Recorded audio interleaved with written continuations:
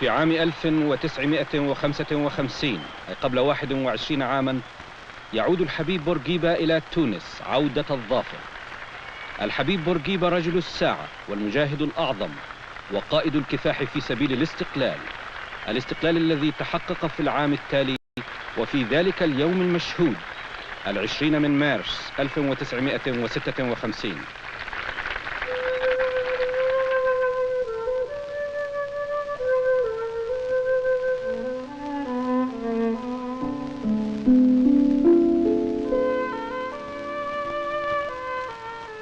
نصب تاريخية وآثار رومانية قديمة تشهد مولد دولة حديثة.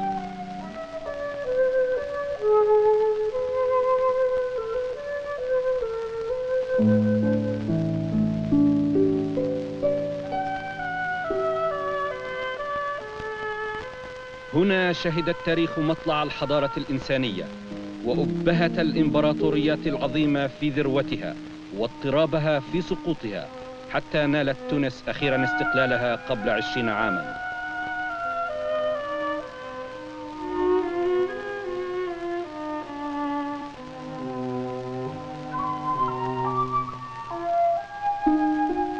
تونس في عامها 20.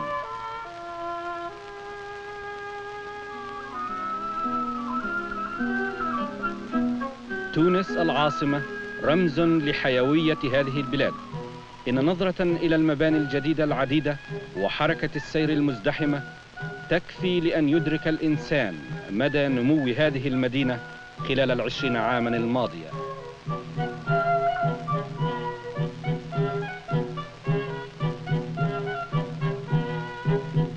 لابد وأن يلمس الزائر إلى العاصمة التونسية روح الاعتزاز بالمنجزات الراهنة وشعور الثقة بتحقيق المزيد من التقدم في المستقبل. وتتوقع خطة التنمية القومية أن يبلغ معدل النمو السنوي نسبة رائعة تتراوح ما بين 8% و11%، ويضع الاقتصاديون تونس في طليعة البلدان النامية.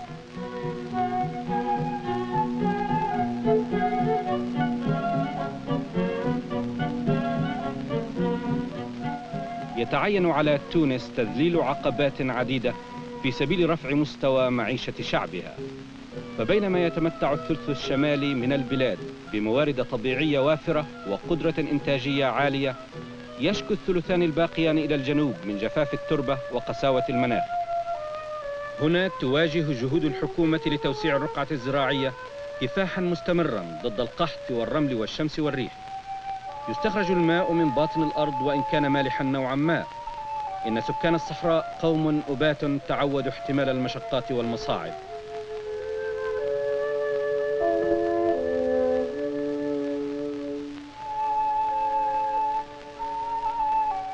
من الصعب تأمين أسباب المعيشة في مناخ الجنوب القاسي، لكن الأحوال في تحسن.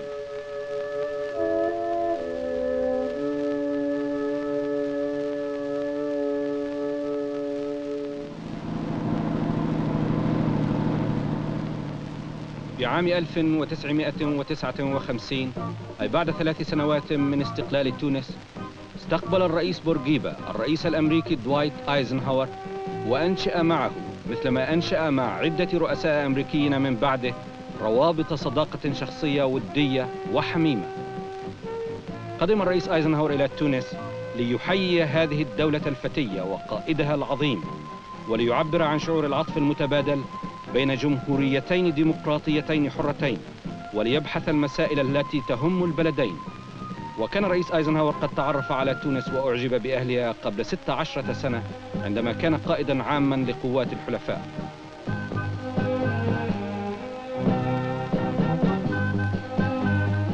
كانت الصناعة محدودة عندما استقلت تونس، لكن خطة التنمية القومية أعطت الأولوية لمشاريع التنمية التي تعود على الشعب بأقصى منفعة.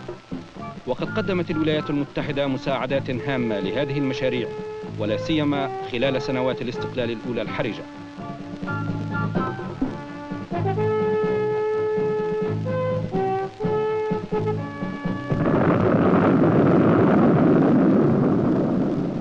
تستصلح الأرض لسد حاجات البلاد، بمساعدة الآلات الثقيلة. وخلال ال20 سنة الماضية نشأ جيل من العمال المهرة المدربين القادرين على الإسهام في مشاريع البناء والصناعة الصعبة بكل ثقة.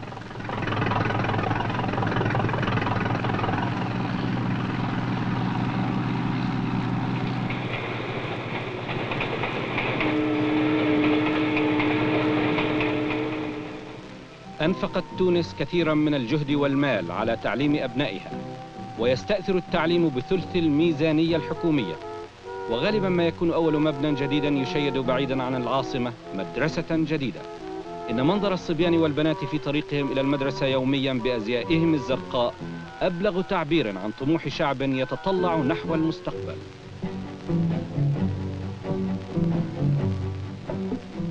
تضم المدارس والكليات الجامعية 1,300,000 طالب وطالبة، أو 80% ممن تتراوح أعمارهم بين 26 من العمر. وتلعب المدارس الحرفية أيضاً دوراً مهماً جداً. الثالث من ماي 1961 يحيي حرس الشرف الرئيس بورقيبة لدى وصوله لزيارة الرئيس جون كينيدي في العاصمة الأمريكية واشنطن. وكان الرئيس بورقيبة من أوائل زعماء العالم الذين قابلوا الرئيس الأمريكي بعيد تنصيبه. وخلال الزيارة أقام الرئيس كينيدي وقرينته مأدبة عشاء رسمية في البيت الأبيض تكريماً للرئيس التونسي وقرينته.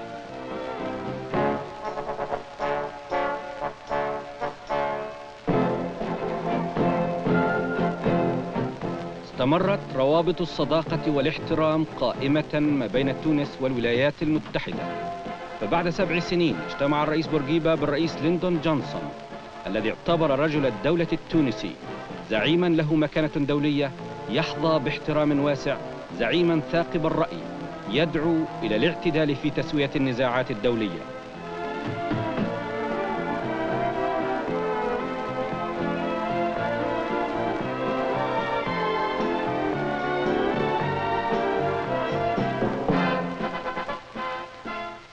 استهدفت أعمال الحفر خلال ال20 سنة الماضية لا التنقيب عن البترول فحسب، والبترول من أهم الصادرات التونسية، وإنما البحث أيضاً عن سائل لا يقل أهمية، هو الماء مصدر الحياة.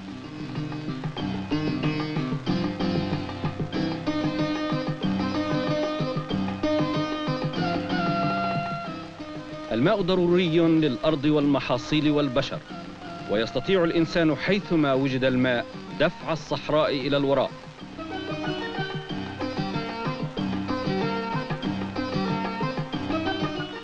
لا تقتصر صداقة الولايات المتحدة لتونس وشعبها على الرؤساء الأمريكيين فحسب، فقد توافد على تونس أيضاً مهندسون وعلماء وطلاب وفنانون أمريكيون، بينهم عازفو موسيقى الجاز جاءوا بمقتضى برنامج التبادل الثقافي بين البلدين.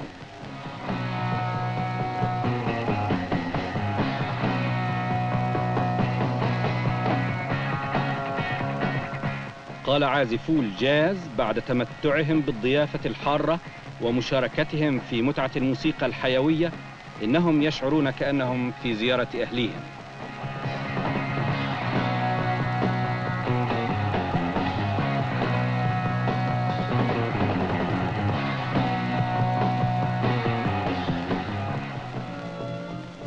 تونس بلد زراعي تلعب فيه الحركة التعاضدية دوراً إنمائياً هاما، فهي تتيح مجالاً واسعاً للمبادرة الفردية، وتجمع ما بين مزايا مجهود التخطيط على الصعيد القومي ومعرفة المزارعين وخبرتهم على الصعيد الفردي.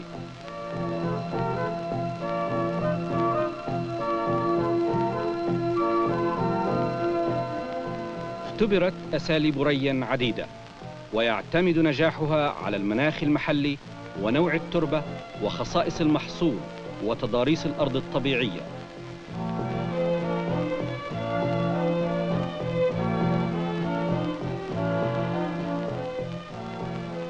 تنتج تونس كميات كبيرة من الحبوب، وتصدر مقادير وافرة من النبيذ، كما تعتبر من أعظم مصدري زيت الزيتون في العالم.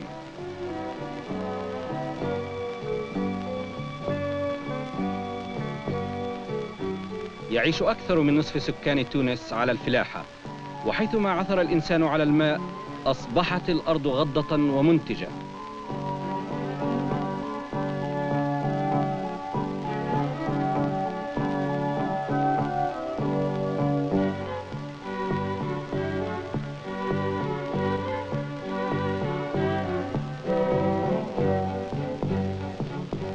الحلفاء محصول صناعي رئيسي، منه يستخرج السلولوز في معمل في القصرين.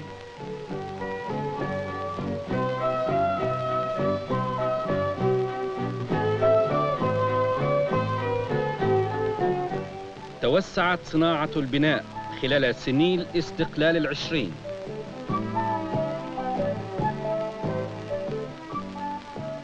يستخدم الماء هنا أيضاً لجبل الأسمنت المستعمل في بناء المساكن والمباني الجديدة بغية سد حاجات 5.5 مليون تونسي.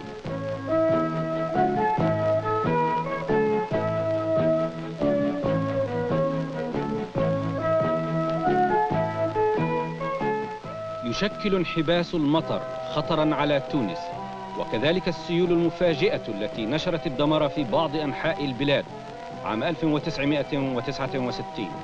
المطر هنا إما يأتي شحيحاً أو ينهمر مدراراً، لهذا تعطى أولوية هامة لبناء السدود والخزانات، ويحفظ الماء في الجبال ثم يوزع على الأراضي القاحلة بقدر حاجتها. شهدت السنين العشرون الأولى من استقلال البلاد توسعاً في زراعة المحاصيل التقليدية كأشجار الكرمة والنخيل والفواكه.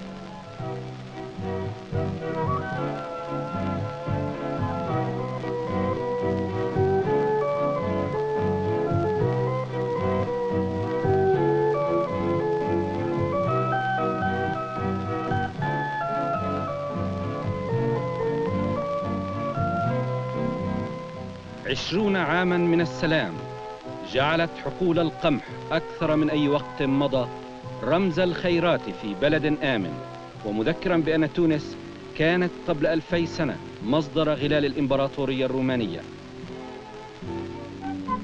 نصف سكان تونس اليوم دون 20، وصحتهم أفضل من صحة أسلافهم بفضل الجهود المبذولة للقضاء على الأمراض القديمة. ويستطيع هؤلاء الأحداث أن يتوقعوا عمراً أطول وحياة أصح ومستقبلاً أفضل.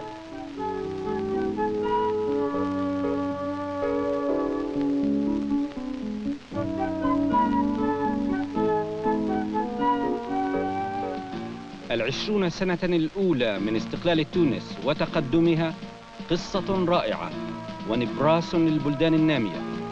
فهذه البلاد الواقعة على البحر الأبيض المتوسط، والتي تشكل جزءاً من العالم العربي ومن القارة الإفريقية، أصبحت في ظل قيادتها الرشيدة جسراً بين ثقافات عديدة وركناً من أركان السلام.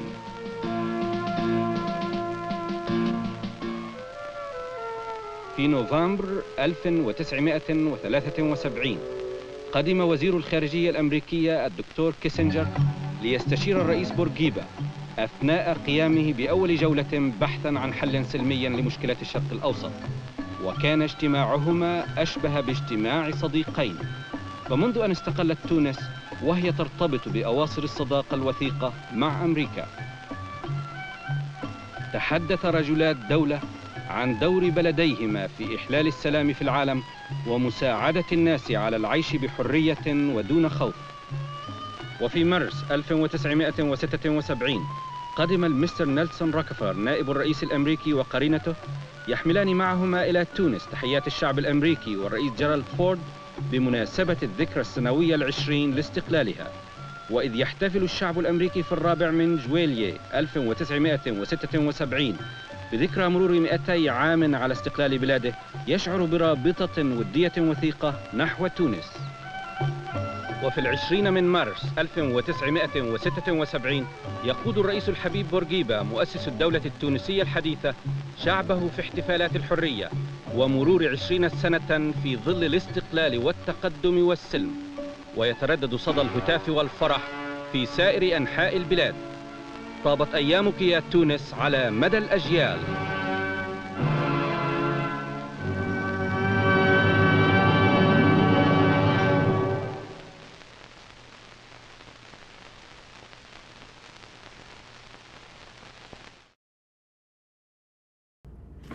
Hello, everybody.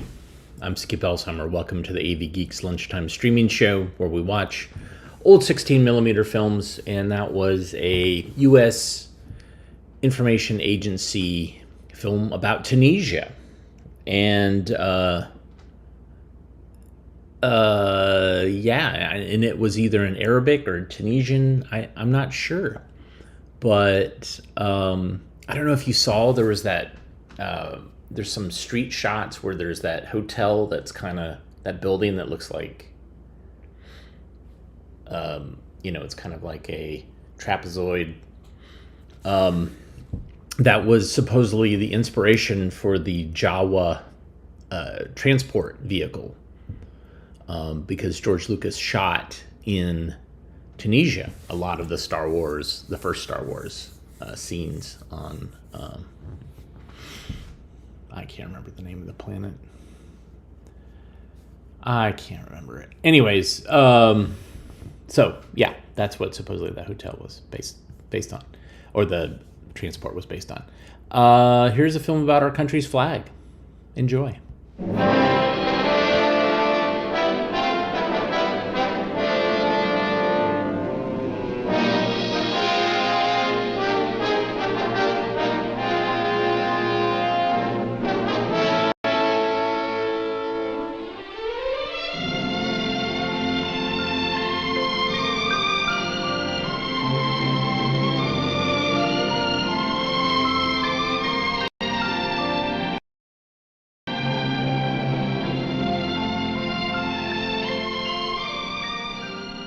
For hundreds of years, banners and flags have been used by people as symbols of their hopes and ideals.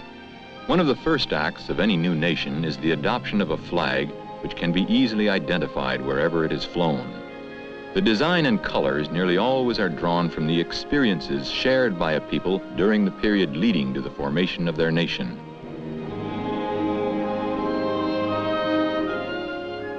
In each country, the flag is a reminder of the sacrifices which went into its building and a reflection of the pride felt by its people in their history and in their continuing accomplishments.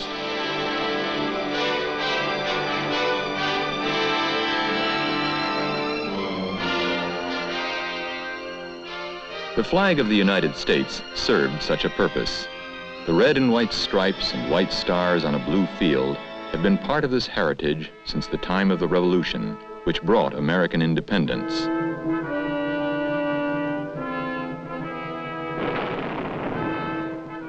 Before the country became the United States of America, it was made up of separate colonies, which were under the rule of the British.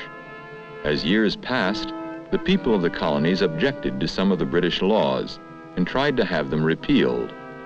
Eventually, the Americans declared their independence of British rule and fought to establish their own government during the American Revolution.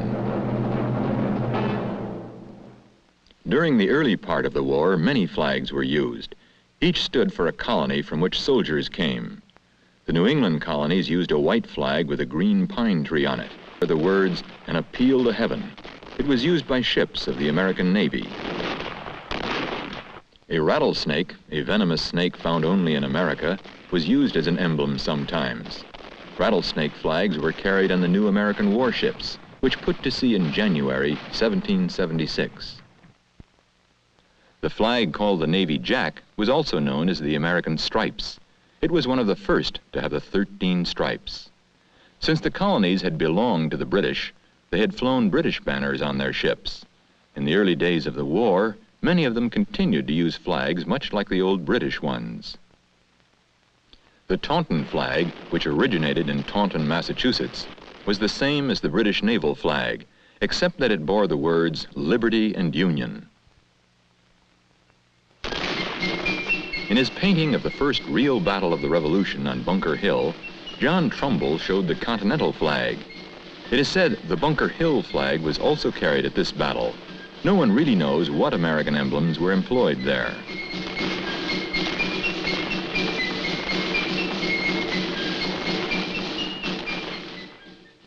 The Grand Union flag flew over General Washington's camp outside Boston on New Year's Day of 1776. It was similar to the British naval flag, except that it had 13 red and white stripes. These stood for the 13 American colonies.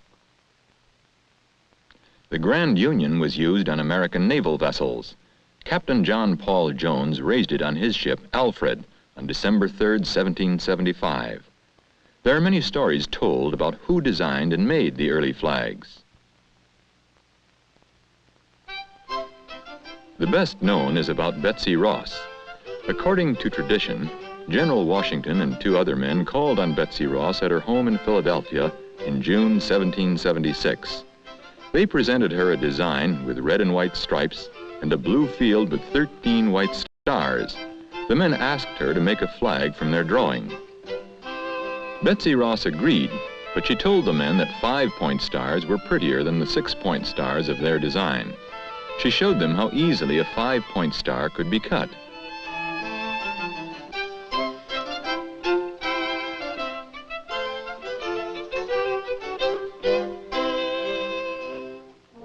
There are records that Betsy Ross did make some flags for American ships, but there is no proof that she made the first Stars and Stripes.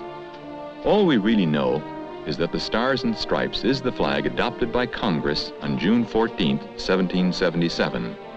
Americans celebrate June 14th as Flag Day.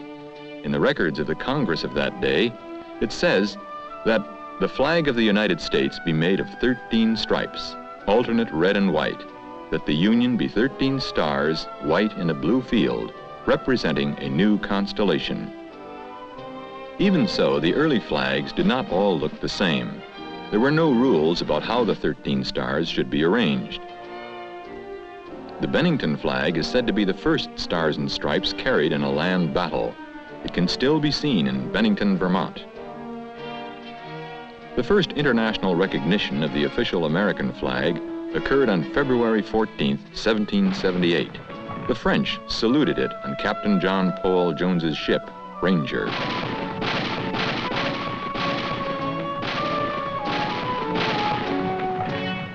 Captain Robert Gray was the first to take the Stars and Stripes around the world on his ship, Columbia, which sailed from Boston in 1787. When the Revolution was over, the United States began to grow. 2 more states joined the first 13, Vermont in 1791 and Kentucky in 1792. Congress decided to change the flag to give recognition to these new states. The new flag had 15 stripes and 15 stars.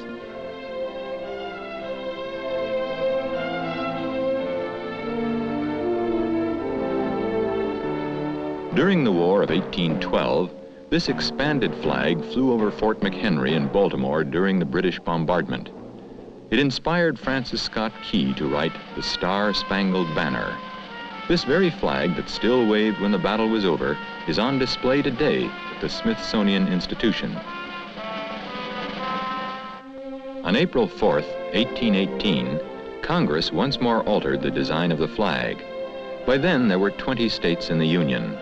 Congress voted to have 13 stripes, alternate red and white, to stand for the original 13 states.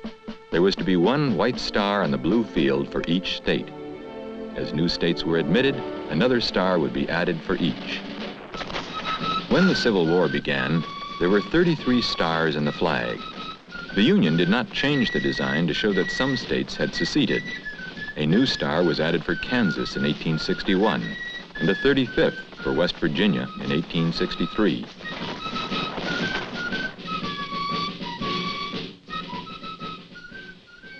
As the years passed, more states came into the United States.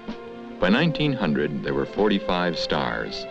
Oklahoma, admitted in 1907, and New Mexico and Arizona in 1912, brought the number to 48.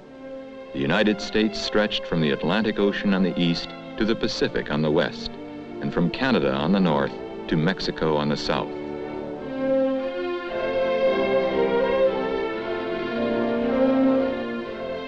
The flag with 48 stars served longer than other United States flags. It did not change until 1959, when Alaska became the 49th state. Only a year later, in 1960, a 50th star was added for Hawaii. The Stars and Stripes, with 13 stripes and 50 stars, is now the flag of the United States of America.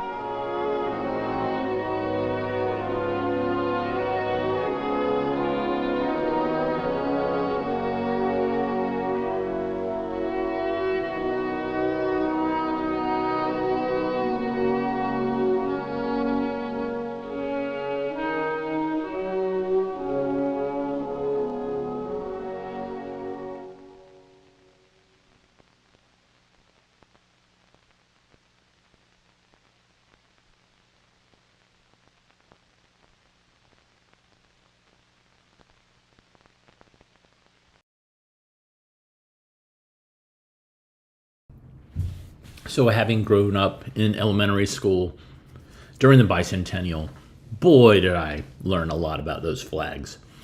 That was a lot of information that was passed around in books, on TV, PSAs, films, of course, film strips.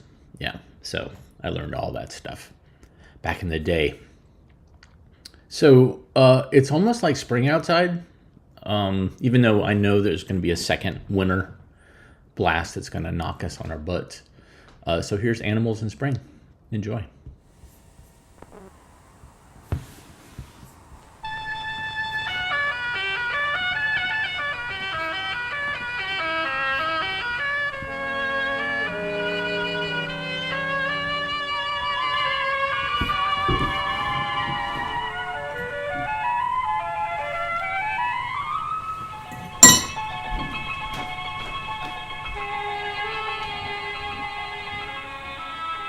Every year, as the sun climbs higher into the sky, winter gives way to spring, and the earth, all gray and brown, brings forth new life. Even before the last snow has melted, the early spring flowers begin to bud and bloom. Rain gathers in billowy clouds above the budding branches. Spring showers fall upon the land.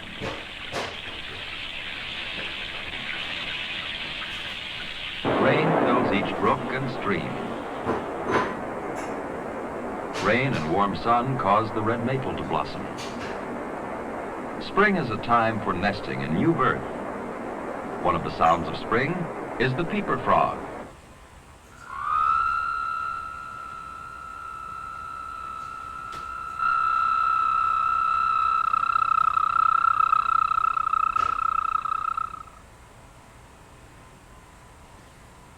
The turtle wakens from his long winter sleep at the bottom of the pond and comes up to the surface of the water to move about again.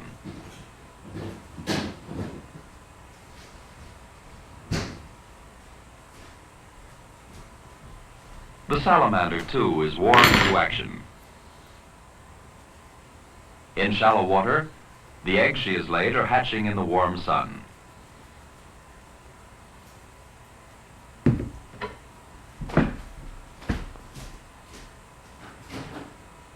One baby salamander has already hatched.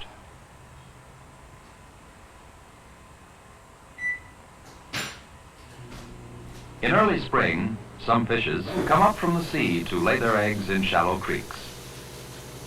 Often they come in great numbers. Bluebirds travel far from the south to build their nests. So do the robins. In a nest built of mud and grass, this mother robin has laid 4 eggs. Oops.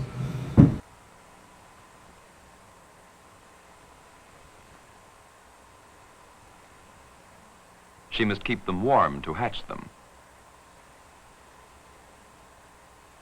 Wild ducks, too, have traveled hundreds of miles from the south to make nests along northern lakes. This one seems on the lookout for enemies.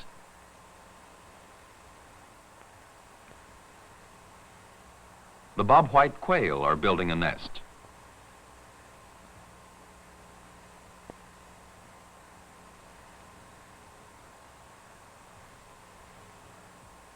Mother rabbit already has her nest. She has plucked fur from her breast. The fur makes the nest soft and warm. Nearby, a Luna moth struggles out of the cocoon in which it has spent the cold winter. Now it finds a place to rest while its wings grow. In half an hour, the wings look like this.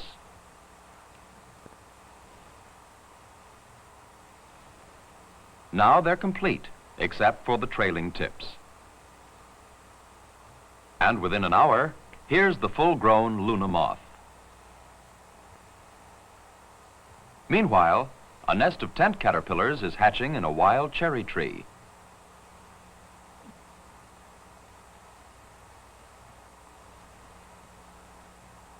Each day, the caterpillars come out to eat the leaves.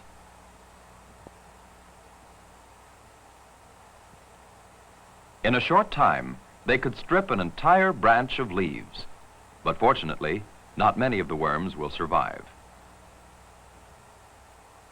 Now spring is nearing summer. The quail has been sitting on her nest. When she leaves, we see the eggs, well hidden from enemies. Above, in a hollow tree, a flying squirrel looks out of its nest.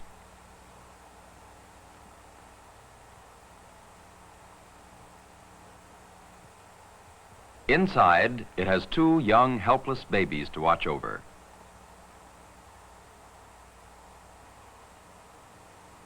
The little screech owl makes the squirrel cautious. But the owl probably is looking for a mouse or grasshoppers rather than squirrels. So for now, the squirrel family is safe. Flying squirrels don't really fly.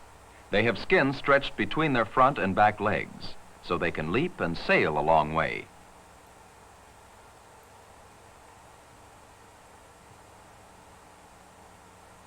A pair of martins have their home in a hollow tree. This martin clings to the doorway while it feeds the babies inside. By now, the robin's eggs have hatched. For many days, the young will open their wide mouths, waiting to be fed.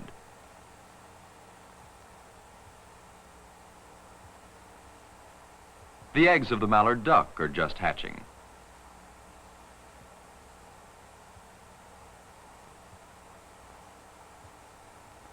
Mother duck will keep them warm until all the eggs are hatched and until the baby ducklings are ready to leave the nest.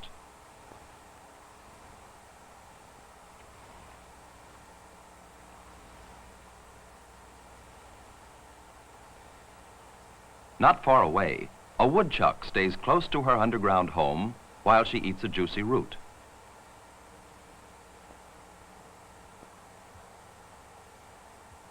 Mother woodchuck is always on the lookout for danger.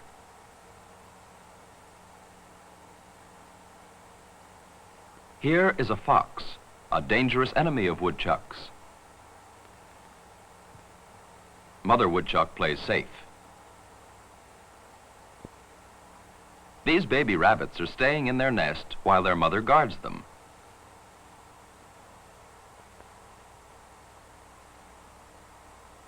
But these baby ducklings have taken to the water. Father and mother are close by to protect them in case of danger.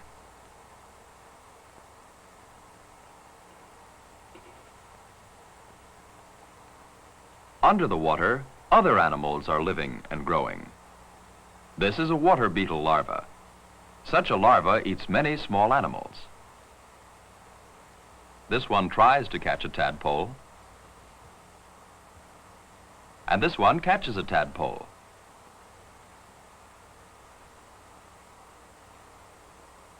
Like the beetle larva, this sunfish looks for smaller water animals to eat.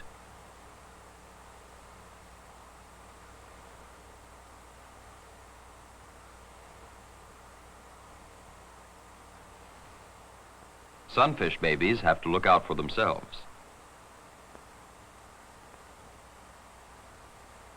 This pike is searching for smaller fish to eat. This one will soon make a meal of the young perch it has caught.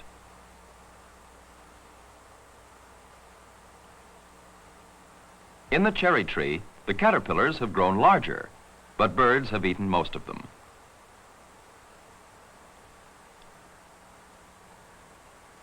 Only a few may live to build cocoons and become moths.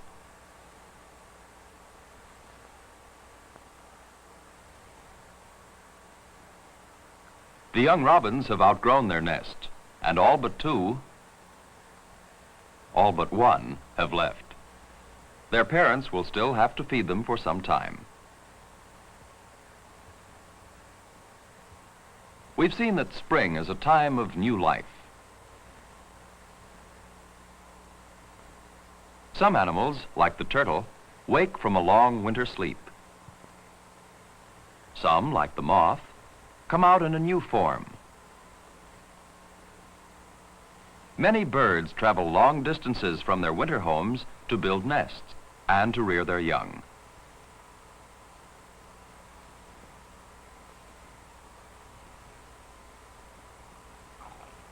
Some animals, like the ducks, look out for their young until they can care for themselves.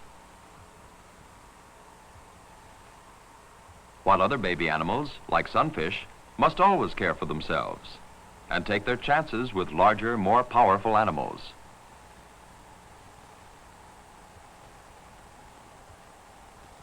Whatever the animal, each must find food and protect itself if it's to continue to live and grow from spring until summer.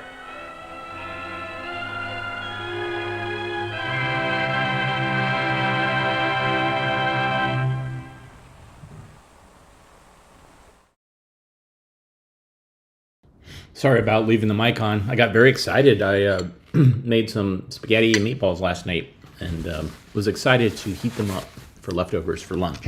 Because it is, as it says right here, AV Geeks 16 millimeter lunch. So I will occasionally get excited about eating something and forget that I'm supposed to mute my microphone. All right, so here's another baffling Christian film from the church films. Which I think was based in New York and somehow made its way down to Albuquerque, New Mexico, and then came to Raleigh, North Carolina. So here's After the First. Enjoy.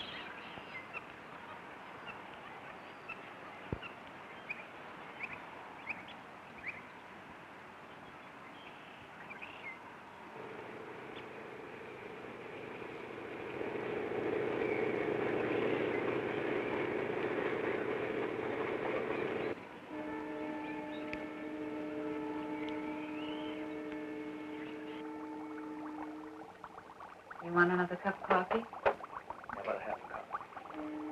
Radio says it's going to snow about 5 inches. Well, the radio says snow, it'll probably be sunny. You know, he didn't sleep at all last night. Well, he's excited. It's an important day for him.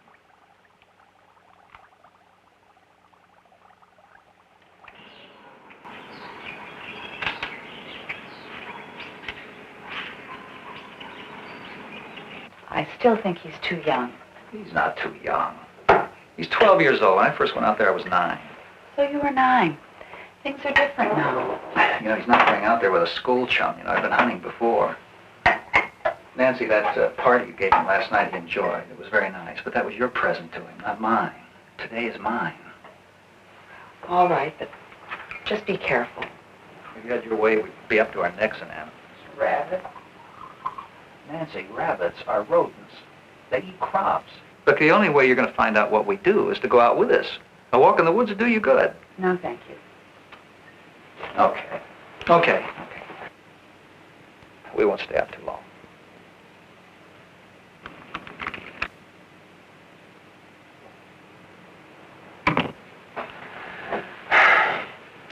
You going to be warm enough? Yep. Are you all set? Yep. Well, let's go. Okay. Bye, Mom. Stop looking as if we're going to war. Bye-bye.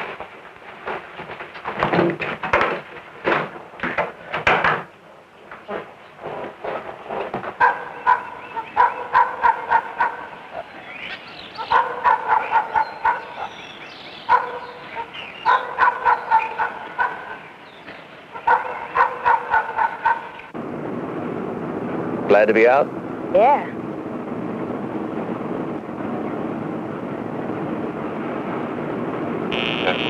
Bringing the total figure of enemy dead for the week to 185. The Dow Jones Industrial Averages closed on Tuesday with a 3.09 increase, transportation down 0.09. Hey, Dad. Yeah? When you were in the war, did you ever have to... What?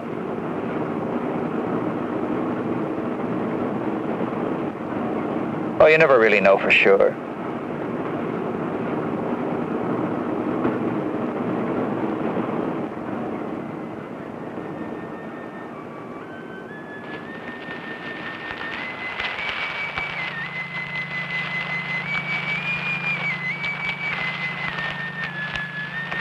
Hey, you got a good eye. Those are rabbit tracks. That's what we're out here for. Hey, great. That's all right. We're going to see a lot of them up ahead.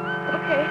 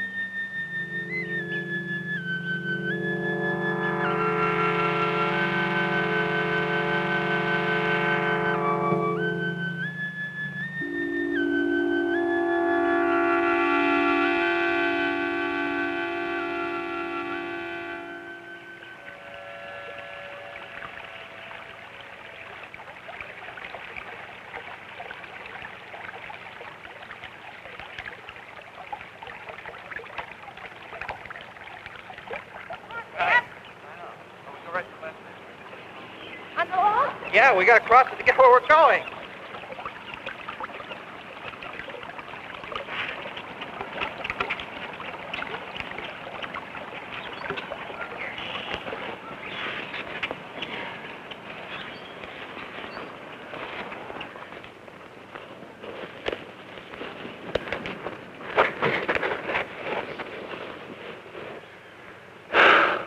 Yeah, we're here.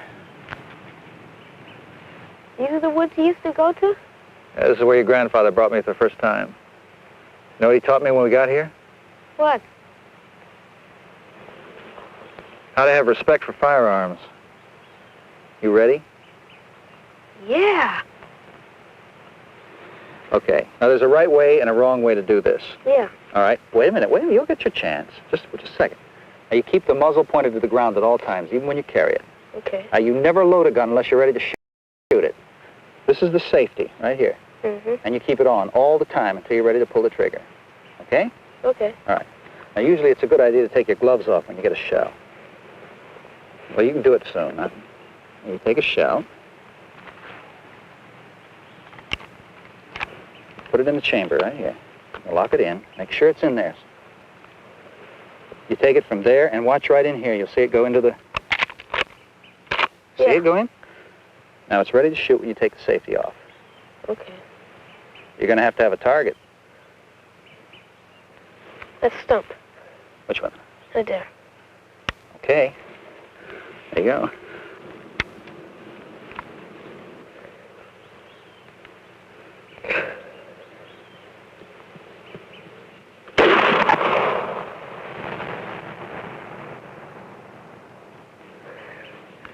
Wow. Like that power? Yeah.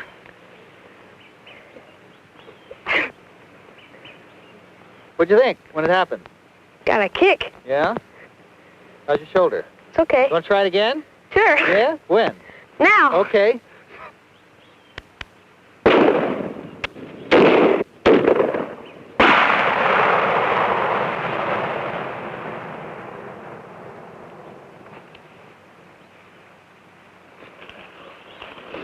Well, now you know what a 410 can do, and it's the smallest of all the shotguns. Wow. Yeah, they're bigger. They do twice as much damage. You ever shot a big one? Oh, sure. Well, you know I have one at home.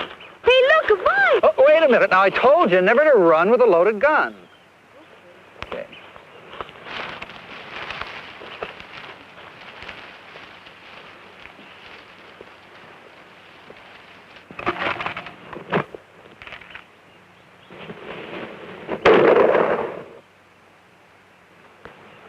Hey, Steve, we got one.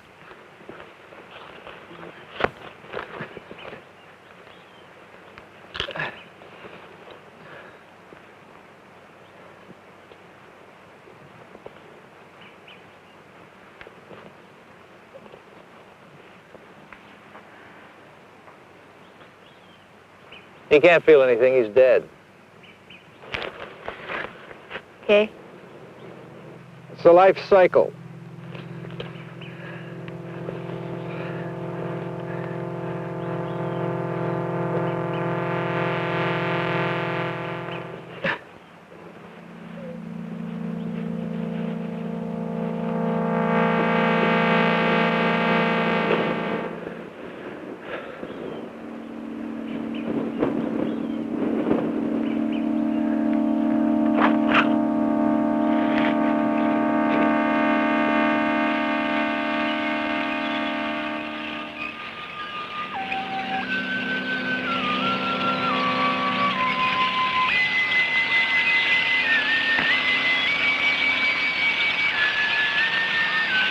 What's the matter?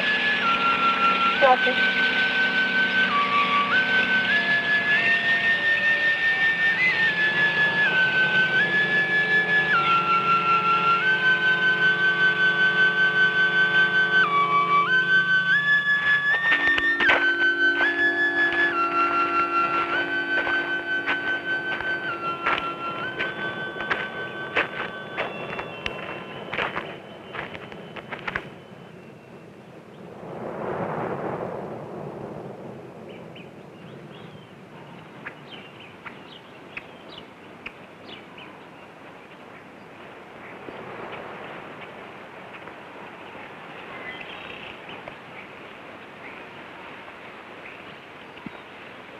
Watch it, the thorns here.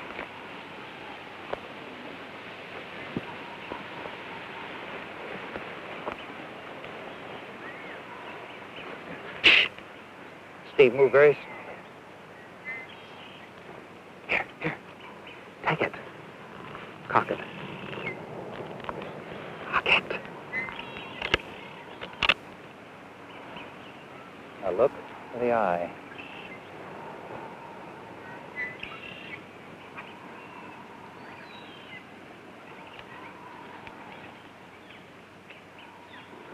Now. Now. Now. Oh, you never really know for sure. Oh, you never really know for sure. Oh, you never really know. You can't feel it. Like that power? Now you know what a 410 can do. Now you know what a 410 can do. Now you know what a 410 can do. Twice as much damage. You do twice as much damage. You did it! Your first shot, you got him! What's the matter?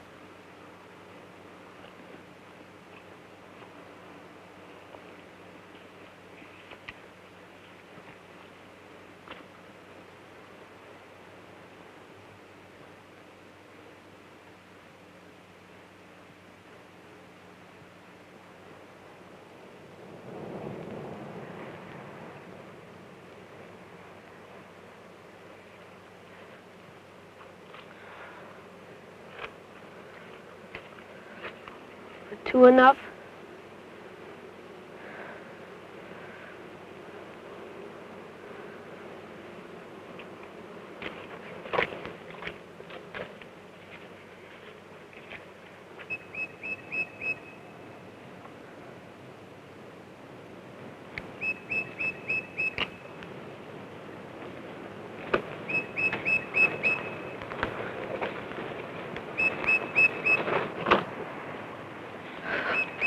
Steve? Steve? Wait a minute.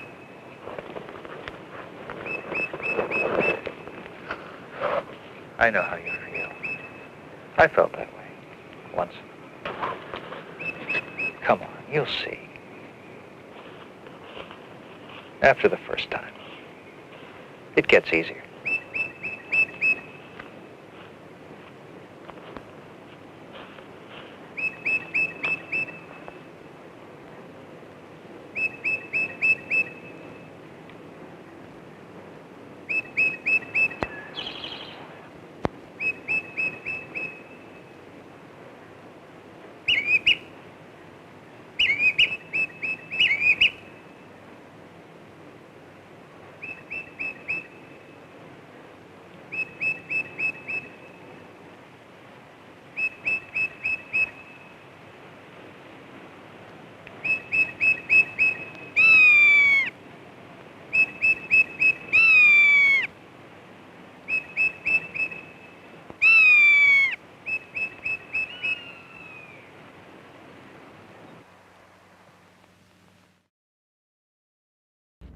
Sorry about the imagery of rabbits getting killed.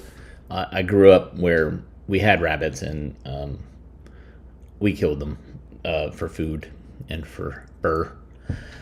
So I grew up, like I said, in rural North Carolina, and so first hunting day was an excused absence. I never went hunting. My father, we didn't have any type of firearms in the house. Except for a BB gun, which I accidentally shot out a window with, not practicing the safe handling. Wow. Yeah, so apologies, but man, what a great film that was in my mind. One of these wonderful moral things. All right, so it is Black History Month. And it's Black History Year and Black History whenever. Anytime that we run across stuff that we think would be appropriate, that just happens to do with Black history or culture, we just show it. Because that's what we do, is we show a lot of films. But this one popped up. This is Heritage Days, and it is a celebration. 1976, Black academics and folks decided to have a celebration of Black history amongst American history. And maybe this is where Black History Month came from. So this is Black History Heritage Days, a Black perspective. Enjoy. 3 decades before the American Revolution, Robert Harper settled on a point of land where the mighty Potomac and the surging Shenandoah rivers met and forced a deep gash through the Blue Ridge Mountains. There, he established a ferry for which the future town was named. Eventually, an industrialized community was developed, becoming an important arms-producing center and an important transportation link between the Ohio Valley and the East.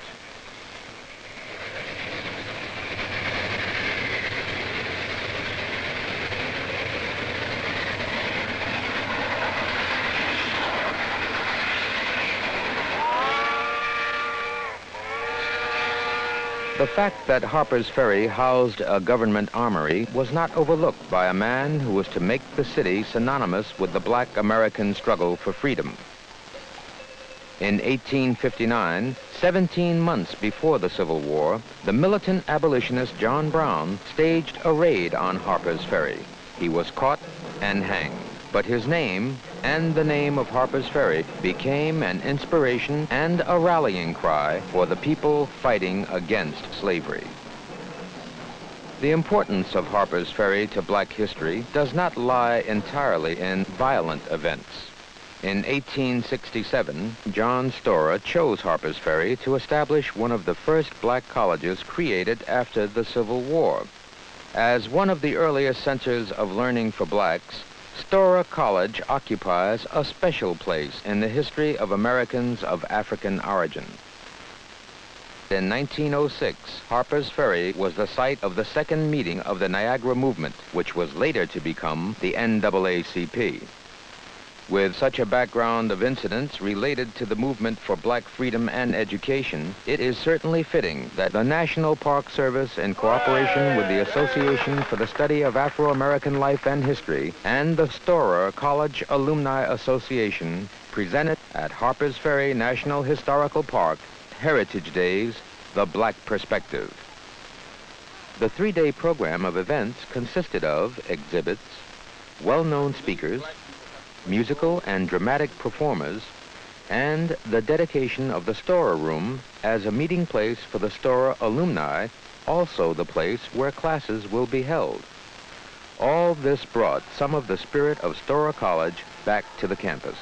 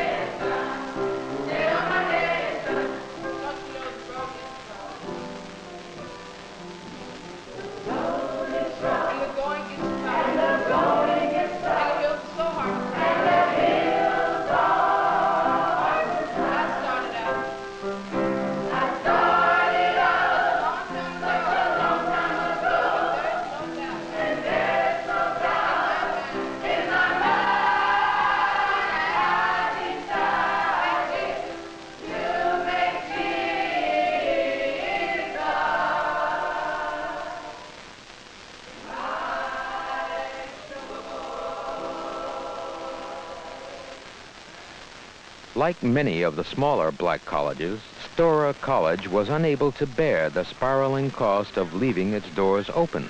But during Heritage Days, the closed college again became a center of learning for all in attendance. I had the opportunity to represent the National Alumni Association of Storer College in opening this general session this morning. The Association for the Study of Afro-American Life and History is indebted for this opportunity to share in the premier national observance from the input of black Americans from this place at this hour on this day. We begin right after the American Civil War on these very, very grounds that the first attempt to educate the newly freed blacks was begun. And what a success story that was. Out of that early attempt developed Storer College, an institution of higher learning that has contributed so much towards the betterment and enrichment of the lives of thousands of black men and women. All Americans, no matter what their age or color, or their background, resources, or religion, would benefit by learning more about the significant contributions of black Americans to every facet of the history and development of our great nation.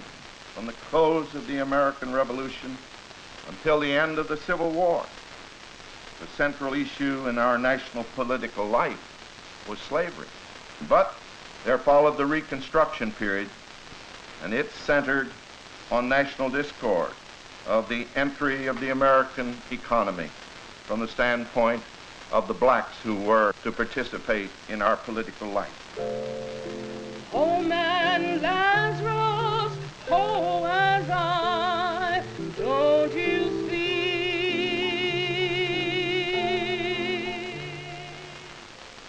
Real success is not measured by the level of your political office, but real success in our capitalistic system is measured by how much of the economy you have influence over. It is important for all of us to recognize and realize that we as black Americans have to continue in the struggle because it is our responsibility and our obligation to bequeath a legacy to our young ones. For we can tell a great deal about where this country is going by taking a good look at where it has been politically, economically, and morally. I was born way back there in slavery. And it wasn't for me to realize my dreams of what a woman ought to be and to do. That's one of the holdbacks to slavery. But you can't stop nobody from wishing. You can't beat nobody down so low as to rob them of their wish. It's been a long time, and it's been hard. But ain't nothing I done too hard if you just take a stand on high ground like a dream. And so from Africa we came. We came to Jamestown, we came to Charleston, we came in ships and we came in chains. We were sold in auction blocks in the north and south of this land, and we were worked to death. Ship ahoy, ship ahoy, ship ahoy, ship ahoy. Can you feel the motion of the ocean? Can't you feel the cold wind blowing by? There are so many fish in the sea. We're just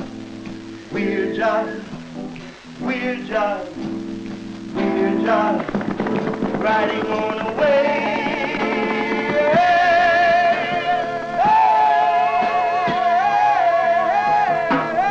Ship ahoy, ship ahoy, ship ahoy, ship ahoy. Ship ahoy, ship ahoy, ship ahoy, ship ahoy.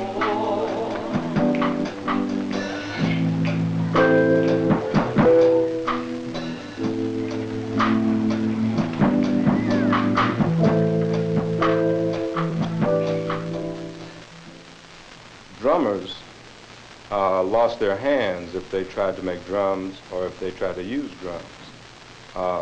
Before that, when we were in our motherland, drums communicated all the information all over that continent, which is at least 2.5 times as large as this continent here. During slavery, the carvers lost their hands, they lost their eyes, all because they were carvers. We had developed some techniques and methodologies of communicating ideas and feelings. Since we've been here, we began to lose the sense of picking up vibrations through our optic nerves and through our hands and through our ears. We'll look at a painting, or we'll look at a piece of sculpture that a black person does or an African American does, and we will say we don't know what it's about. We will tend to hesitate to define what that thing is.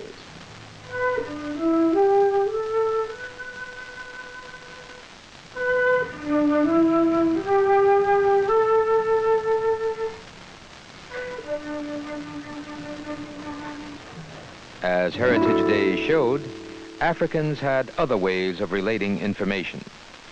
Music.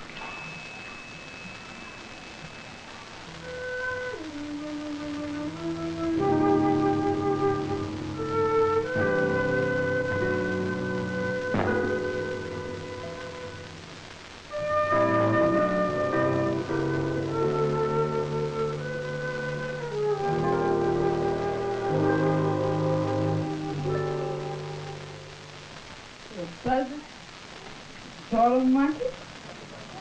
Yeah. Storytelling was one traditional method of communicating from tribe to tribe and generation to generation.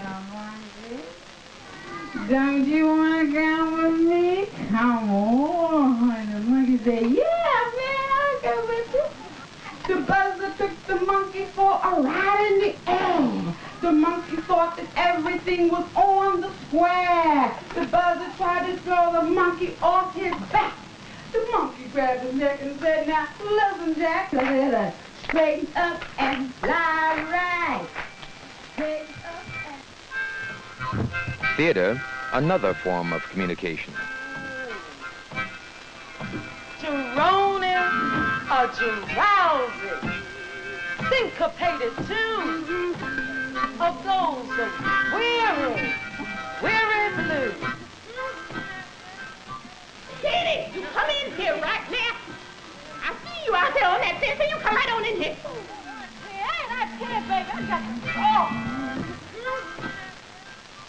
Jenny? Drama, another form of communication. You's a woman now. I guess I might as well tell you what I've been saving up for a spend. I wants to see you married right away. Oh, I know you don't know nobody to marry Janie, but the Lord will provide. Don't you stand there looking at me like that.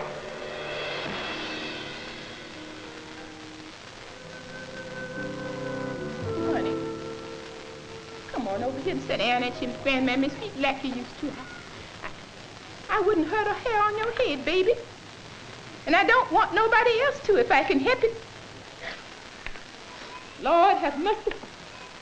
Have mercy. It's been a long time coming, but I guess it had to be.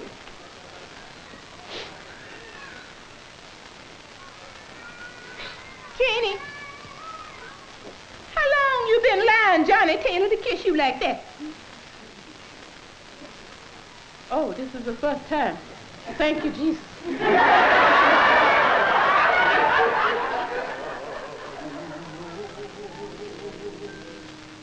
The trouble I see, nobody knows my sorrow. Nobody knows the trouble I see. Glory,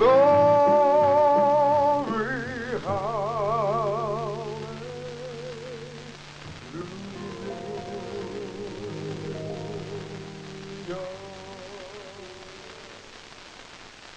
I will not give up my seat. My feet hurt and I'm tired.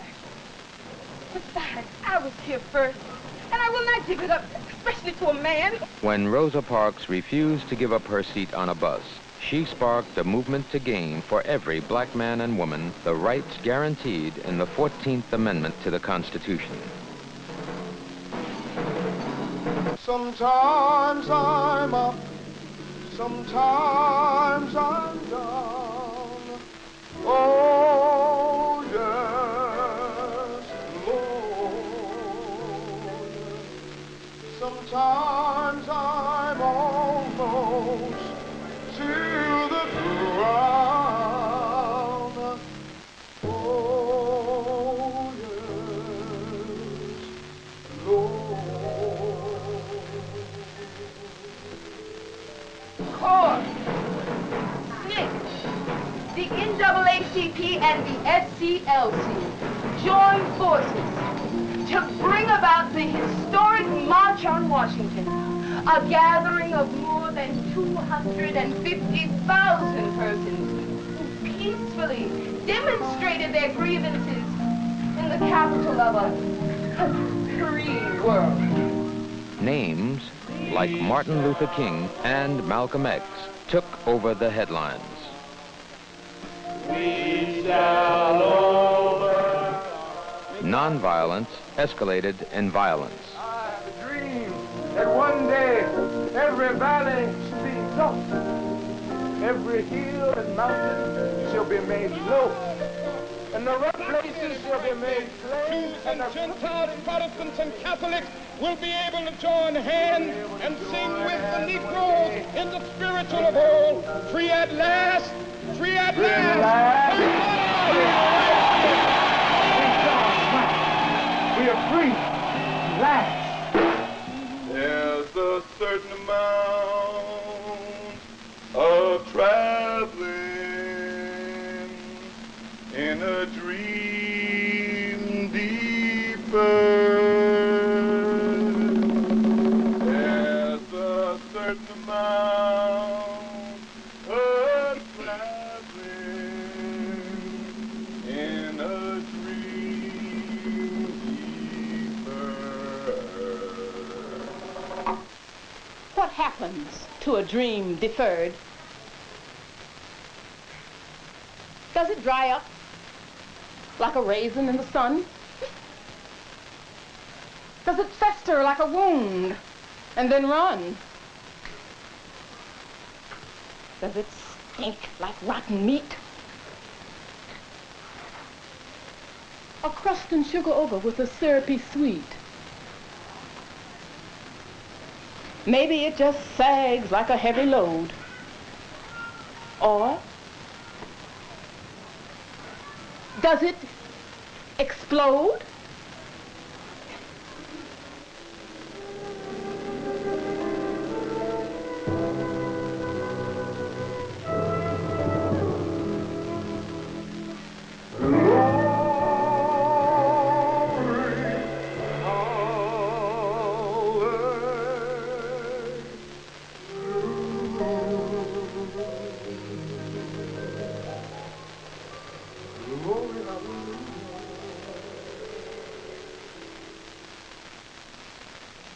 The history of black men and women rising to protest the injustices and enslavements have not only brought about liberation and a new life for us as a black people, but in fact, it has perhaps saved this nation. Somewhere in the shadows of Eli Whitney's life, I am sure there was a black slave who just got sick and tired of his fingers hurting as a result of trying to separate the cotton from the seeds, who in fact duplicated the patterns and workings of his fingers in creation of a cotton gin. The trail of freedom is a trail that is strewn with the blood and bodies of black Americans, and too seldom do we give them the credit. People will not stay oppressed forever, and if there is no rational leadership in their oppression, inevitably they will rise up. There will be no let-up in our demand for justice. Indeed, we will have to accelerate them, for we are fighting to defend human dignity and to put an end to human suffering. I pray that we may not come to the place where John Brown stood and felt that the cause had been abandoned by all except a handful. I've known rivers deeper than the ocean and wider than the flow of human blood and human veins. My soul has grown deep like the rivers. I bathed in the Euphrates when dawns were young. I built my hut along the Congo and it lulled me to sleep. I looked upon the Nile and raised the pyramids above it. I heard the singing of the Mississippi when Abe Lincoln went down to New Orleans. And I've seen its muddy bosom turn all golden in the sunset. Yes, I've known rivers, ancient, dusky rivers. My soul has grown deep like the rivers. Two of the great figures in the abolitionist period in the history of the United States met in Springfield, Massachusetts. Frederick Douglass, the escaped slave, and John Brown, representing different tendencies in the movement to free the slaves, met and talked and began a correspondence. Douglass at that time was nearing his break with those New Englanders who believed that moral force and moral suasion would wear down the resistance of the slaveholders. Brown believed, as he was to demonstrate here at Harper's Ferry, that slaveholders had forfeited their right to live, that slaves had the right to gain their liberty in any way that they could.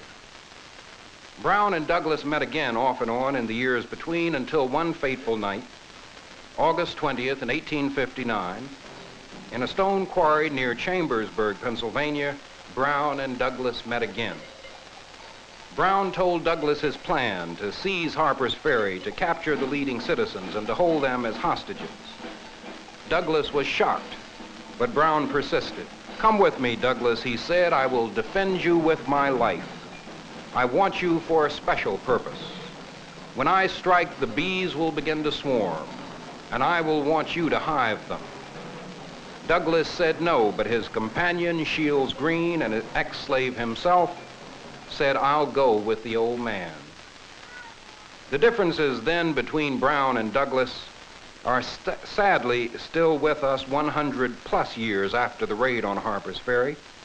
It is not ours to argue whether we will be segregated or whether we will be a caste. We are segregated. We are a caste. Our problem is this: how far and in what way can we consciously and scientifically guide our future so as to ensure our physical survival, our spiritual freedom, and our social growth? Therefore, let us not beat futile wings into impotent frenzy, but carefully plan and guide our segregated life, organize in industry and politics to protect it and expand it. What will be, no one knows. It may be a great physical segregation of the world along the color line. It may be an economic rebirth, which ensures spiritual and group integrity and physical diversity. It may be utter annihilation of class and race and color barriers in one ultimate mankind, differentiated by talent, susceptibility, and gift. But any of these ends are matters of long centuries and not years. We live in years. You hold the possible future in your hands only by thought, plan, and organization.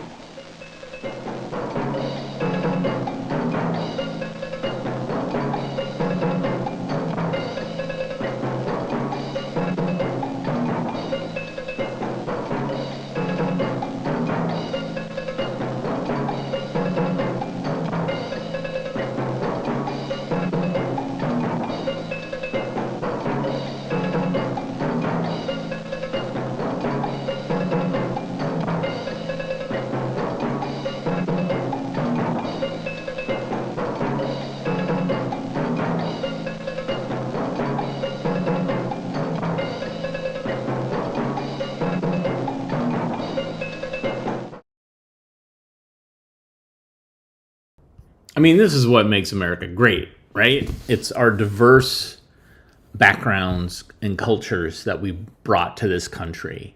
It is what we did when we, in our past, in this country. There's so much, in watching these films, we realize there's culture. This is Animals in Spring it's about animals in spring, but it's also a little bit about the culture of the United States at the time. And so we celebrate that when we watch films here at AV Geeks. And so I appreciate you watching. Even though we might show a rabbit getting killed, I appreciate your eyeballs. Thank you so much, Jeff and Robert. They donated via the ko-fi.com/avgeeks. You can also donate via patreon.com/avgeeks or via the super thanks or super chat or super stickers. I don't know what YouTube is calling it nowadays. I have no idea.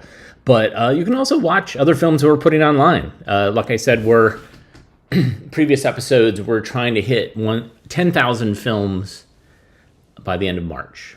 That is our goal.